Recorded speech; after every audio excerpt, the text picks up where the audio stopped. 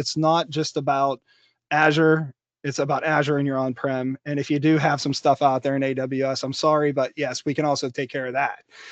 So my final thoughts are is thoughtfully do the best you can, but planning and getting things done properly so it's useful to you. What are some of your final thoughts on what we talked about today, Chris? Um, I think that it's incredibly important to remember that security professionals, as difficult and curmudgeonly as they are, they're doing their job to protect us, right? They're not doing their job to make things difficult.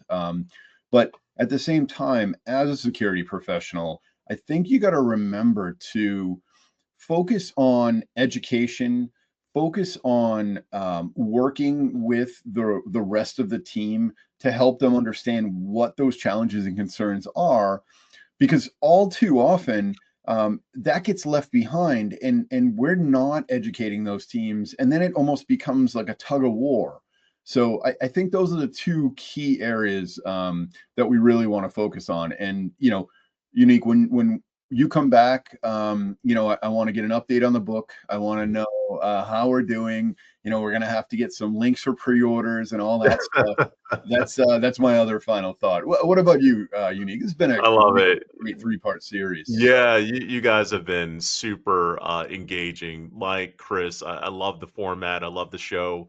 I love just the conversation, and all of this stuff is just it's applicable. It's applicable and it's relevant to what our customers and just consumers are just dealing with from a day to day. I think what sticks out to me is just if you have Azure, if you have AWS, if you have Azure CSPM, Cloud Security Posture Management, it should be a no-brainer. It's a given. Use it. There's even foundational CSPM that comes at no cost that provides you the ability to do asset inventory and security recommendations, and some of these things that we talked about that are just really foundational to any security program. So if you're using anything on Azure, you should be leveraging that just flat out. Just flat out for your protection, for your enterprise's protection, just for your awareness as to the different threats that are, that are present, within Azure, just due to maybe sometimes misconfigurations or just exposed to the internet. So the outside in approach. So I think that just has to be fundamentally part of every enterprise's or every customer strategy that's leveraging any cloud provider